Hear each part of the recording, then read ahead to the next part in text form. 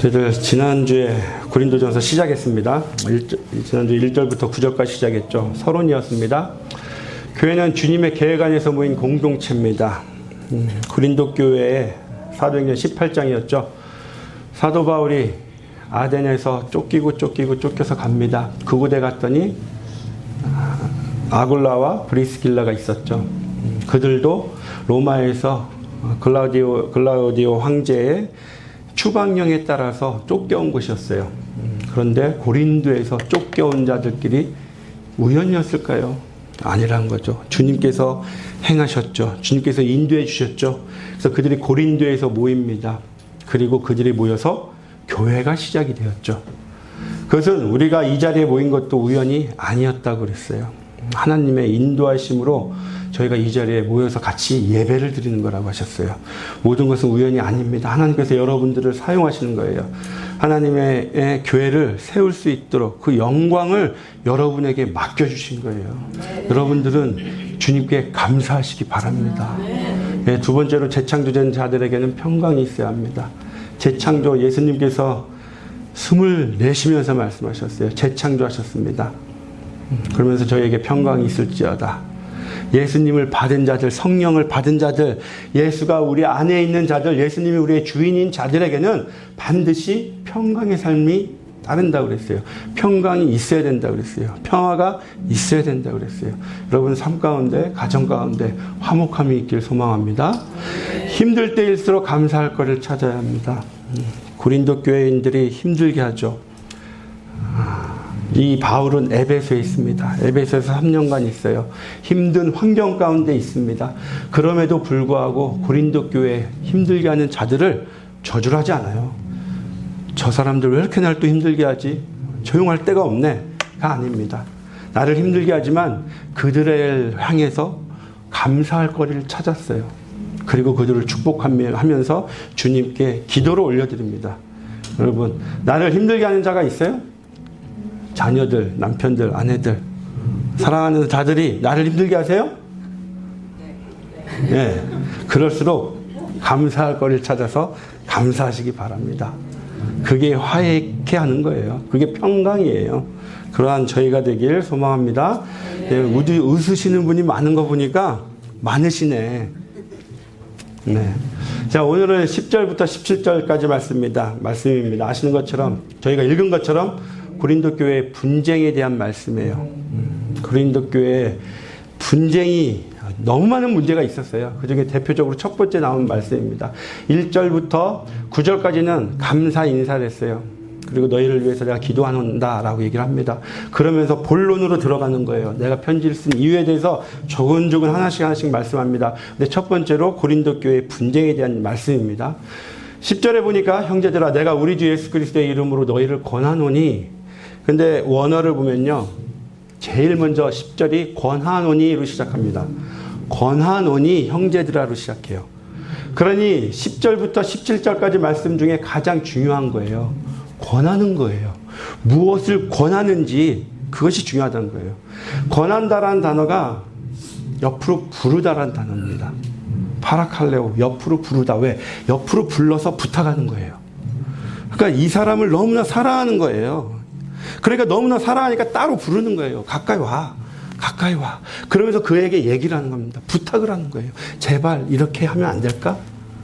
그 얘기하는 거예요. 고린도 교인들이 너무나 사랑스러운 거예요. 귀한 거예요. 그래서 가까이 불러서 권한다. 제발 내 말 좀 들어줄래? 해줄 수 있겠니? 이 권하노니에서 파생된 단어가 요한복음 14장 26절에 보혜사 성령님입니다. 위로자, 헬퍼, 도와주시는 보혜사 성령님이 이 권하노니에서 파생돼서 나온 말씀이에요. 그러니까 무슨 말이겠어요? 내가 사도 바울이 고린도 교회에 권해요. 부탁을 합니다. 이 말을 너희가 들어. 그러면 성령의 인도하심이 있어. 성령의 위로하심이 있어. 그래서 성경에서요, 예수 그리스도의 이름으로 너희에게 권하노니 이 말이 나오잖아요. 그 말씀을 반드시 따르세요. 왜요? 성령이 그 능력을 주시겠다는 거예요. 그 말씀을 순종해야 되는데 저는 그럴 능력이 없어요. 주님의 말씀을 제가 순종할 능력이 안 됩니다. 저는. 왜요? 너무나 악해서.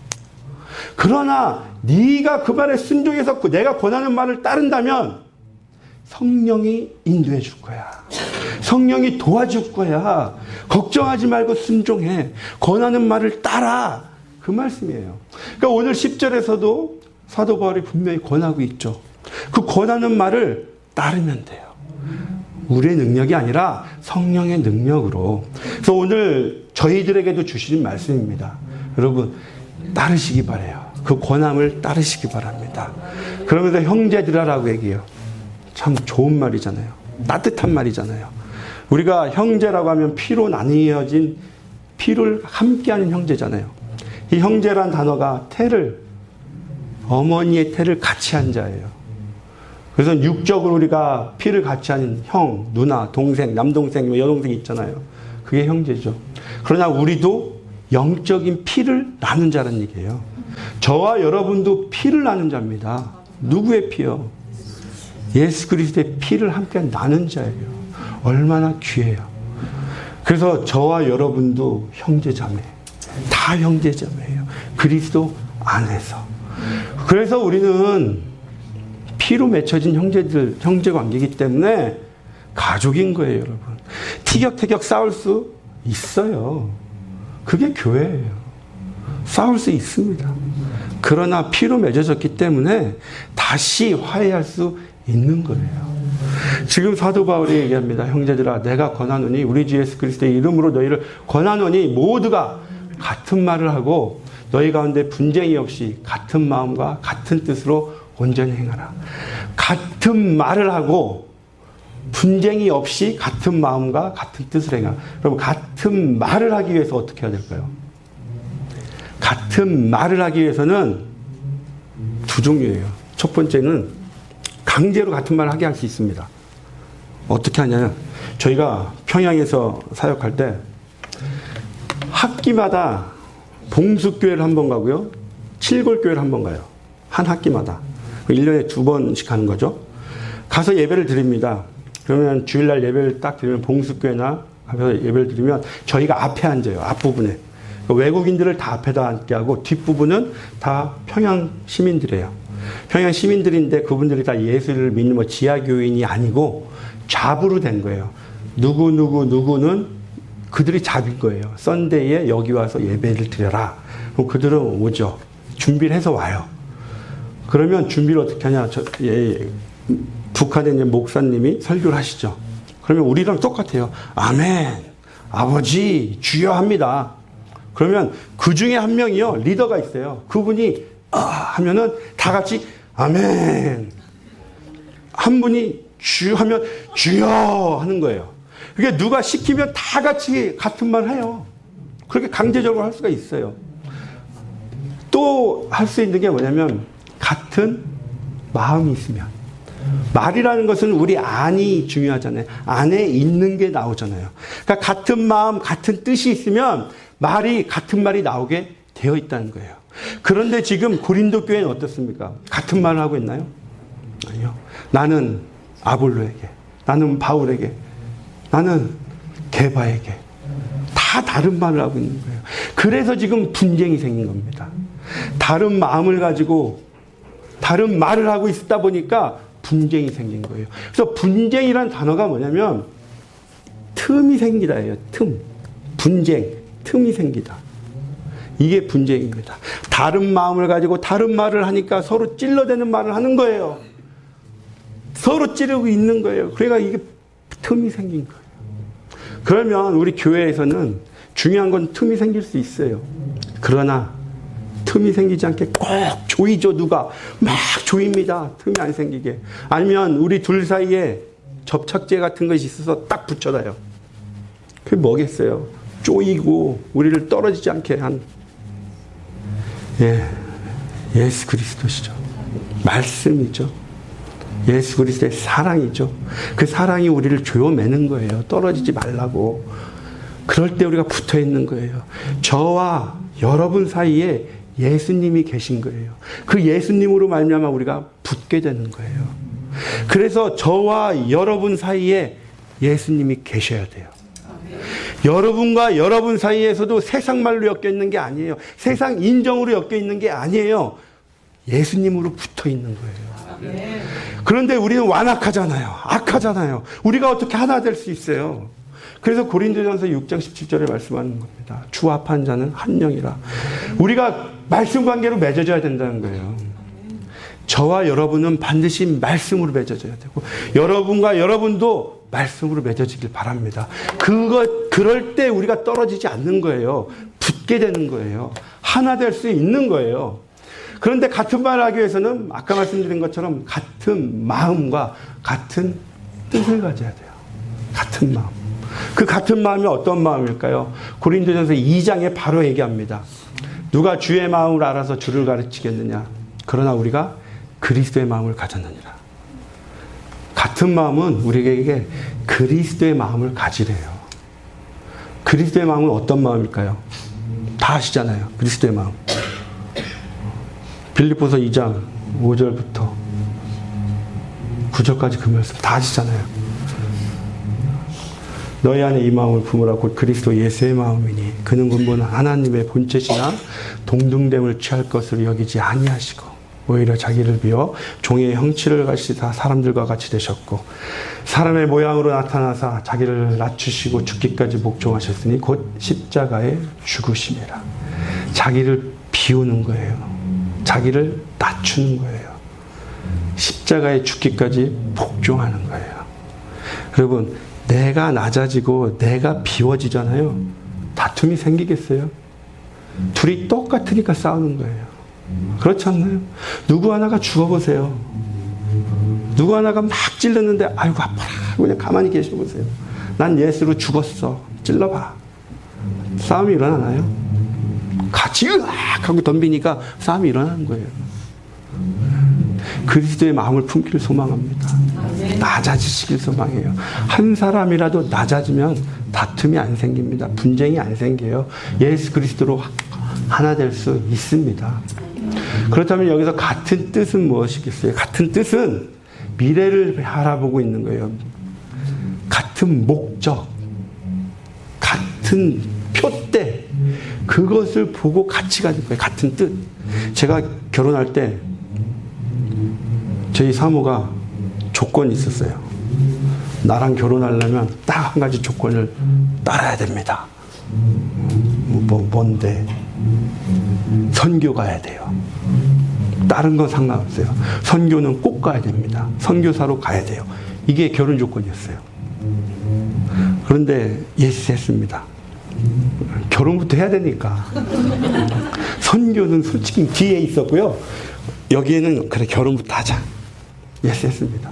그런데 말이 영이라고 말에 권세가 있다고 예스했더니 하나님께서 그렇게 몰아가시더라고요. 그래서 자의반 타의반으로 갔습니다. 근데 가니까 정말 하나님께서 모든 것을 저희의 삶 모든 것을 계획하셨고 인도하셨고 북한으로 넣으셨구나. 그 안에서 예비하신 모든 은혜들이 있구나 깨닫게 됐어요. 그 뜻, 가정도요. 한 가정을 이룰 때 뜻이 있는 거예요. 목적이 있는 거예요. 교회도요. 목적이 있습니다. 교회마다 하나님께서 세우실 때는 이 교회의 목적이 있어요. 이 교회의 목적이 있어요. 그 목적을 저희가 기도로 알아야 돼요. 그리고 그 기도 가운데 하나님이 우리 엎드림 기회를 통해서 하시고자 하시는 것이 무엇일까? 그 뜻을 저희가 공유를 하고 같이 가는 거예요. 그 뜻을 같이 가는 거예요. 그럴 때 저희가 다른 말이 안 나오더라는 거예요, 여러분. 예수 그리스도 안에서 예수 그리스도의 마음을 가지고 같은 것을 바라볼 때 분쟁이 없습니다. 같은 마음으로 같은 것을 향해서 같이 가길 소망합니다. 네. 내 형제들아 근로의 지편으로 너희에 대한 말이 내게 들리니 곧 너희 가운데 분쟁이 있다는 것이라. 분쟁이 있다는 말이 그 12절부터 말씀입니다. 내가 이것을 말하거니와 너희가 각각 이르되 나는 바울에게, 나는 아볼로에게, 나는 게바에게. 이게 분쟁의 이야기예요. 나는 바울에게, 여러분 바울에게 속한 자들, 아볼로에게 속한 자들, 게바에게 속한 자들이 있어요. 근데 바울에게 속한 자들은 누구냐? 고린도후서 10장 10절에 보면 그들이 얘기합니다. 고린도 교인들이 얘기해요. 바울 선생은 글을 쓸 때는 참 힘이 있고 능력이 있어. 그런데 우리랑 대면해서 얘기할 때 보면 몸도 약하고 말도 못해 제대로 어눌해 좀. 그래서 많은 사람들이 얘기를 합니다. 정말 사도 맞아? 말을 저렇게 못하고 외모도 아닌 것 같은데. 그래서 그 고린도교에 있는 사람들이 바울을 많이 떨어져요. 좋아하지 않아요. 그러나 그 중에 그래도 우리 교회를 세우신 분인데, 그래도 사도 바울처럼 영성 있는 사람이 어딨어. 나는 그래도 바울 선생님이 제일 좋아. 사도 바울이 제일 좋아. 사도 바울 편인 거예요. 근데 어떤 사람은 아볼로에게 갑니다. 이제 아볼로에 대해서 저희들 함께 나눠볼까요? 사도행전 18장에 아볼로에 대한 말이 나옵니다. 사도행전 18장 24절에 알렉산드리아에서 난 아볼로라는 하는 유대인이 에베소에 이릅니다. 알렉산드리아 유명하죠.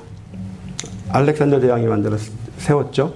그리고 이 알렉산드리아에서는 여러분 아시는 것처럼 70인역 주전 280년경에 그리스어를 헬라어로 만든 70인역 성경이 처음으로 만들어진 곳입니다. 번역이 된 곳이 알렉산드리아예요. 그래서 이 알렉산드리아는 이 당시에 무역이 엄청 성행했어요. 그리고 학문이 발달했습니다. 학문. 그래서 이 당시에 수사학, 되게 대표적인 사람이 유대인 철학자 중에 필로라고 있어요. 필로. 이 필로라는 사람은 알레고리 해석이죠. 알레고리 해석으로 유명합니다. 이 필로가 시도했던 게 뭐냐면 히브리 사상, 히브리 종교를 가지고 헬라 문학하고 접목을 하려고 했어요.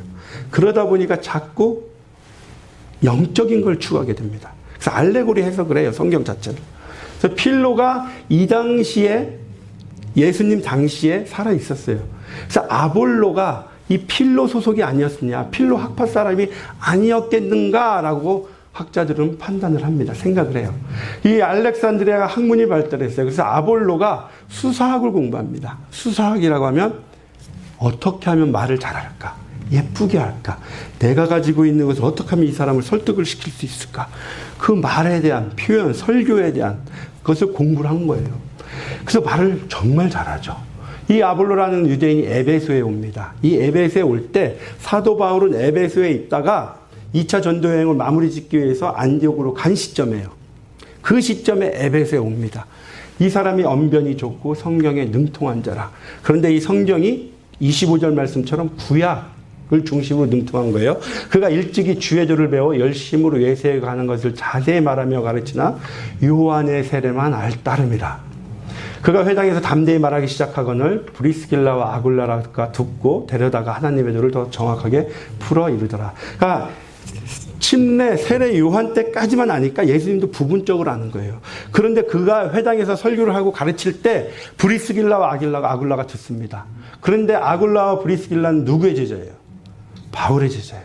그러니까 바울의 제자가 아볼로를 가르치는 거예요. 데려다가 예수님에 대해서 가르칩니다. 27절 아볼로가 아가야가 바로 고린도 지방이죠. 아덴과 고린도 지방이에요. 이쪽으로 건너가고자 함으로 형제들이 그를 격려하여 제자들에게 편지를 써서 영접하라 하였더니 그가 가매 아가야 지방으로 간 거예요. 고린도 지방으로 온 거예요. 그래서 고린도에서 가르칩니다.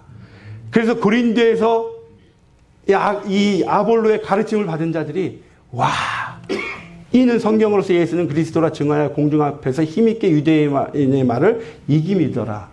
본 거예요. 와, 아볼로의 말이 이렇게 파워 있고 능력이 있구나. 참 말 잘하는구나. 그런데 예수님도 잘하네.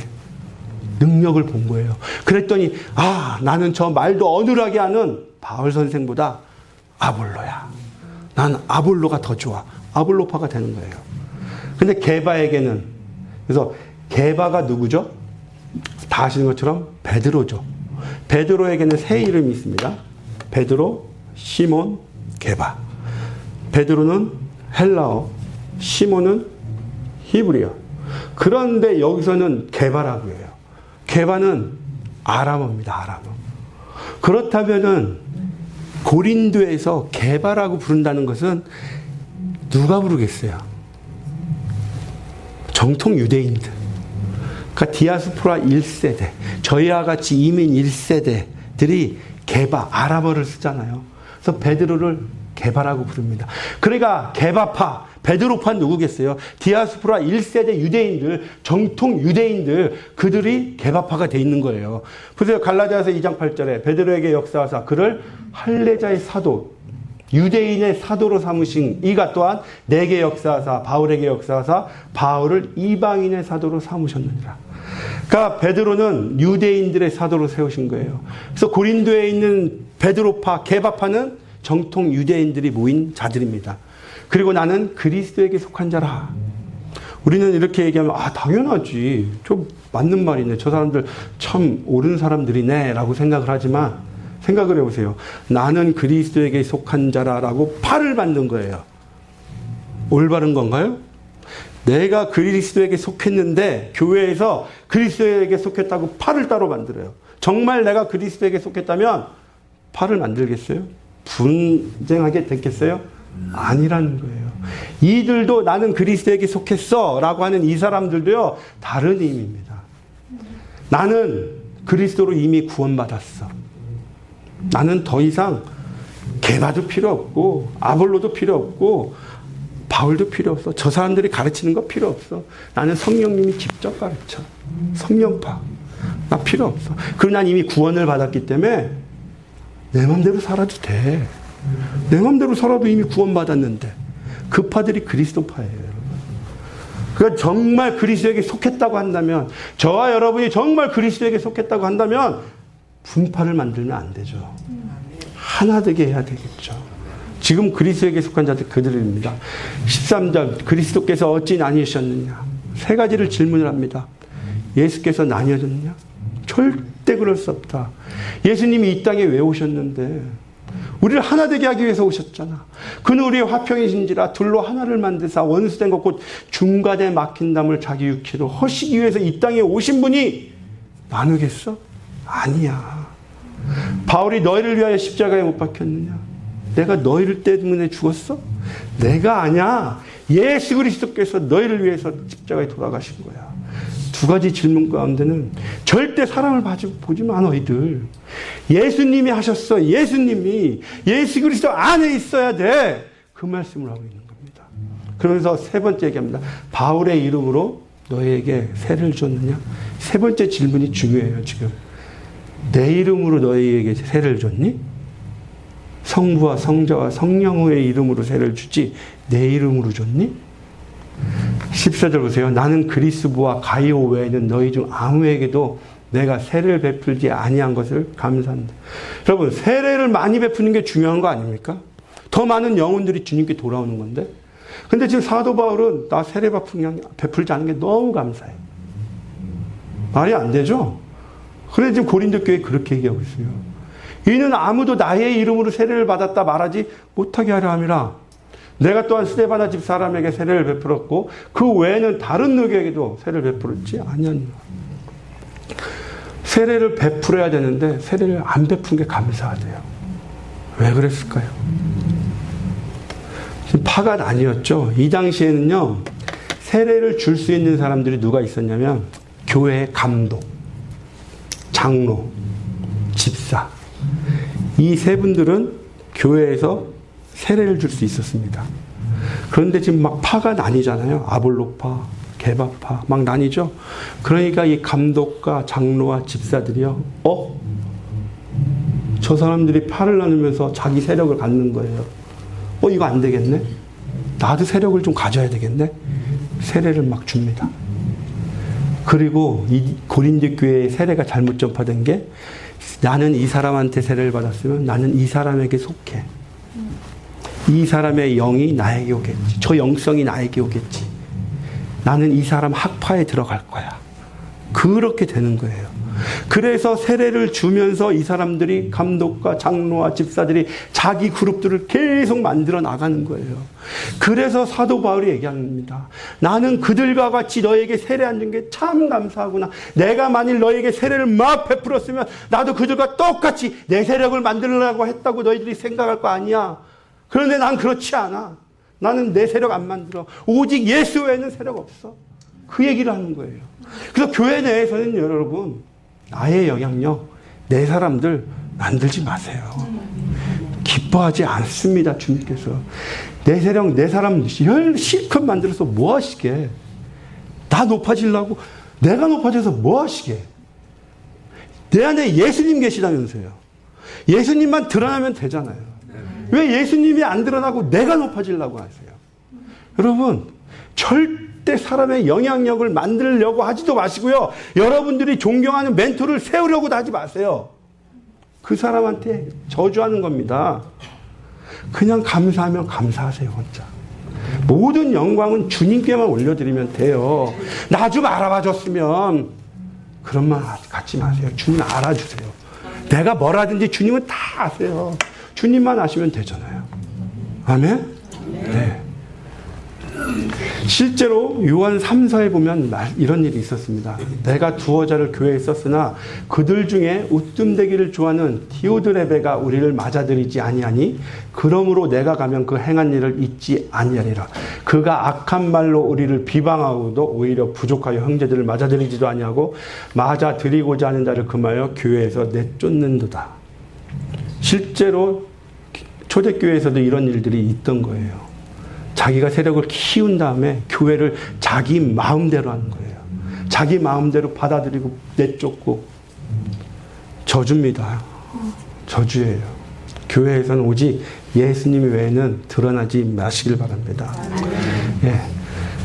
17절 그리스도께서 나를 보내심은 세례를 베풀게 하려 하심이 아니요 오직 복음을 전하려 하심이로되 말의 지혜로 하지 아니함은 그리스도의 십자가가 헛되지 않게 하려 하심이라.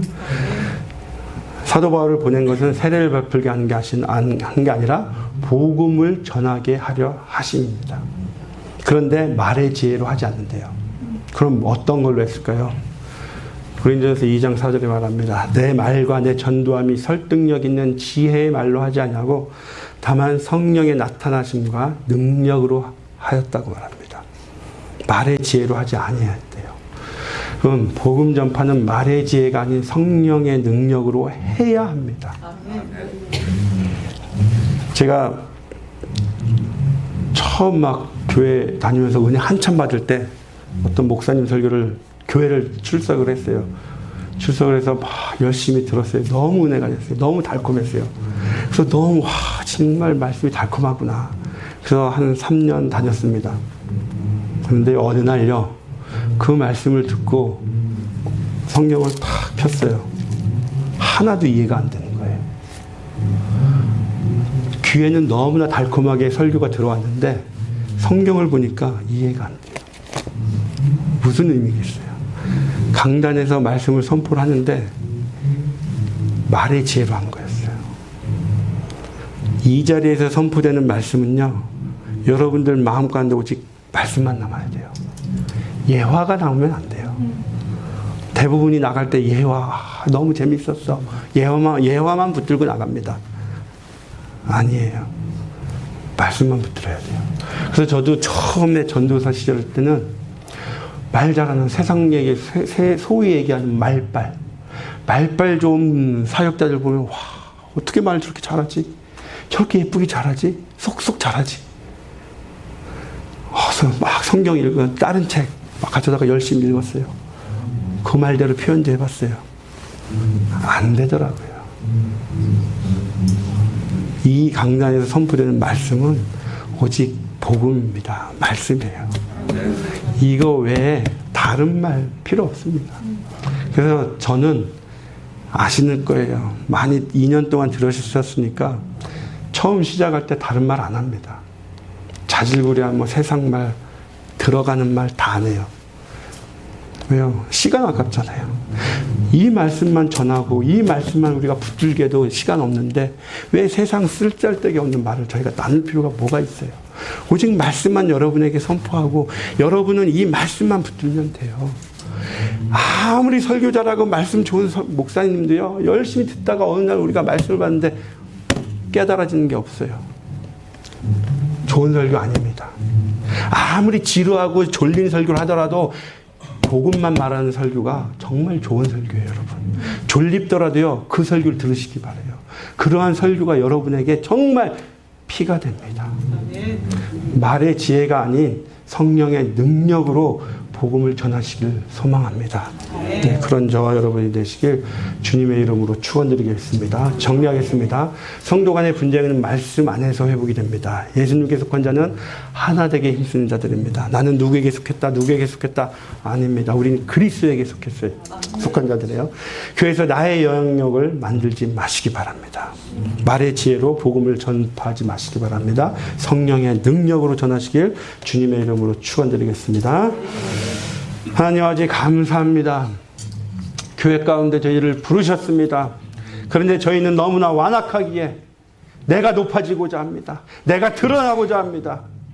용서하여 주시옵소서. 이 시간 회개합니다.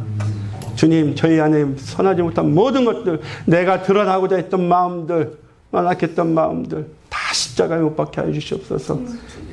주님께서 주신 새 영을 덧입기로 납니다. 성령의 능력을 덧입기로 납니다. 이제부터 내가 살지 않게 하여 주시옵소서. 내 안에 계신 예수님으로 살게 하여 주시옵소서. 내 안에 계신 예수님만 드러나게 하여 주시옵소서. 예수님의 말씀만 선포되게 하여 주시옵소서. 예수 그리스도의 사랑만 드러나게 하여 주시옵소서. 우리의 삶을 통해서 예수 그리스도의 능력만 드러나게 하여 주시길 저희들 간절히 소망합니다. 주님 역사하여 주시옵소서. 감사드리며 예수님의 이름으로 기도드렸습니다. 아멘.